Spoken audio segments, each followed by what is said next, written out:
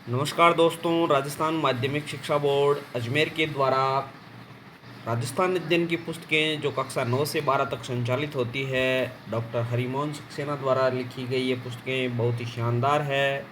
और मार्केट के अंदर जो प्रतियोगिता परीक्षाओं के लिए जो संचालित पुस्तकें होती है, उनमें कई बार साधारण से प्रश्नों के गलत तथ्य दे करके अभ्यर्थियों को भ्रमित किया जाता है।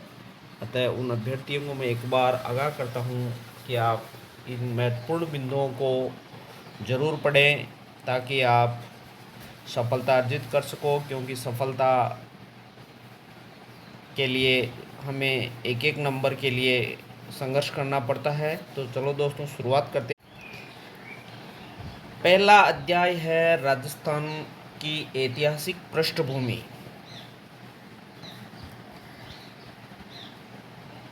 राजस्थान की ये मरुभूमि प्राचीन सभ्यताओं की जन्मस्थली रही है, जैसे कालीबंगा, आहड़, बेराट, बागोर, गणेश्वर जैसी अनेक पाषाणकालीन, सिंधुकालीन और ताम्रकालीन सभ्यताओं का विकास हुआ, जो राजस्थान के इतिहास की प्राचीनता को सिद्ध करते हैं।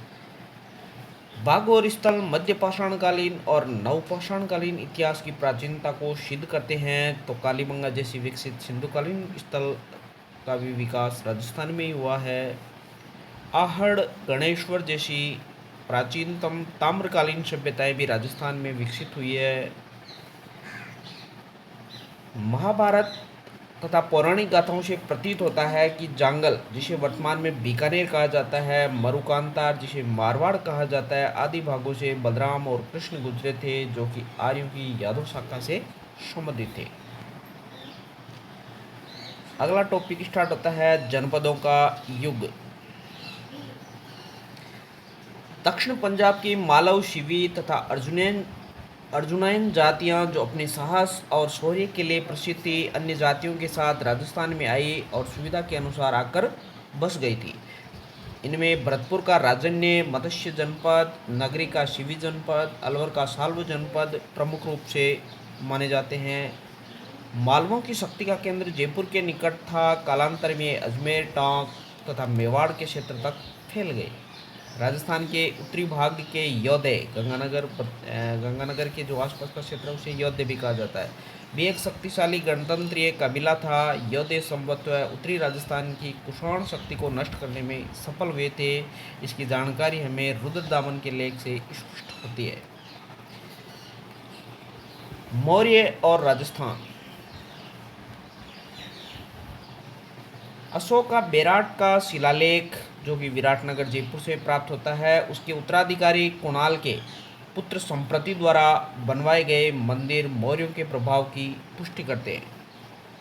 कुमारपाल प्रबंध तथा अन्य जैन ग्रंथों से अनुमानित है कि चित्तौड़ का किला, चित्रांगद तालाब मौर्य राजा चित्रांगद का बनवाया हुआ है। यह सवाल आरपीएससी एग्ज़ाम सेकंड ग्रेड 2011 में पूछा हुआ है, जो कि कई प्रतियोगिता पुस्तकों में गलत दे रखा है, इसे अलग बताया हुआ है, तो आप इस चीज़ को एकदम क्लियर कर ले।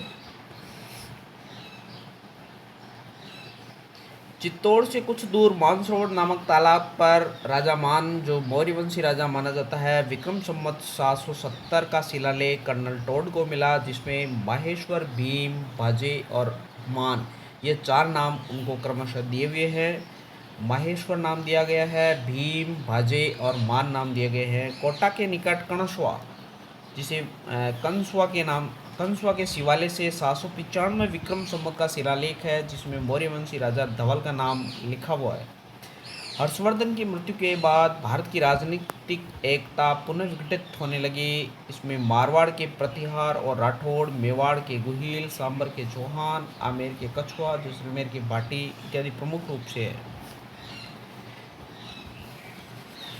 शिलालेखों के आधार पर स्पष्ट है कि 6ठी शताब्दी में मंडोर के आसपास प्रतिहारों का राज्य था और फिर वही आगे चलकर राठौड़ों को प्राप्त हुआ था। सांबर में चौहान राज्य की स्थापना हुई। 5वीं या 6ठी शताब्दी में मेवाड़ और आसपास के भूभाग में गुहिलों का शासन स्थापित हो गया था। 10वीं शताब्दी में अर्थुणा जिसे वर्तमान में बांसवाड़ा भी कहा जाता है, तथा आबू में परमार शक्तिशाली बन गए। 12वीं तथा 13वीं शताब्दी के आसपास तक जालोर रणथंभौर और हाड़ौती के में चौहानों ने पुनः अपनी शक्ति का संगठन किया, परंतु उसका कई कई विघटन भी हो रहा था। अब बात करते हैं राजस्थान के नामकरण के संबंध में। वर्तमान बीकानेर और जोधपुर का क्षेत्र महाभारत काल में जांगल देश कहलाता था। इसी कारण बीकानेर के राजा शिवम को जांगलधर भाषा कहते थे। यह भी सवाल आरपीएससी के द्वारा पूछा हुआ है। जांगल देश का निकटवर्ती भाग सपालदक्ष वर्तमान अजमेर और नागौर का मध्य भाग कहलाता है, जिस पर चौहानों का अधिकार था। अलवर राज्य का उत्तरी भाग कुरुदेश, दक्षिणी और पश्चिमी भाग मत्स्य देश और पूर्वी भाग सूरसेन देश के अंतर्गत आता था। भरतपुर और धौलपुर राज्य तथा करौली राज्य का अधिकांश भाग सूरसेन देश के अंतर्गत थे। सूरसेन राज्य की राजधानी मथुरा, मत्स्य की राजधानी विराटनगर और कुरु राज्य की राजधानी इंद्रप्रस्थ थी। उदयपुर राज्य का प्राचीन नाम शिवी था, जिसकी राजधानी मध्यमिका, आजकल जिसे मध्यमिका नगरी कहते हैं, या मेव जाति का अधिकार रहा, जिस कारण इसे मेदपाट अथवा प्रागवाट भी कहा जाने लगा। और यह सवाल भी आरपीएससी एग्ज़ाम के अंदर पूछा हुआ है। इसे भी आप अति महत्वपूर्ण माने, क्योंकि ये आरपीएससी कई बार पूछे गए प्रश्नों को भी वापस पूछ लेती है। डूंगरपुर बांसवाड़ा के प्रदेश को वागड़ कहते हैं। जोधपुर के राज्य को मरु तथा मारवाड़ कहा जाता है। जोधपुर के दक्षिणी भाग को गुर्जत्रा कहते हैं और सिरोही के हिस्से को अरबुद आबू देश कहा जाता था। जैसलमेर को माड़ तथा कोटा बूंदी को हाड़ौती पुकारा जाता था। झालावाड़ का दक्षिणी भाग मालव देश के अंतर्गत गिना जाता था। सन 1800 ईस्वी में सर्वप्रथम जॉर्ज थॉमस ने इस प्रांत के लिए राजपुताना नाम दिया।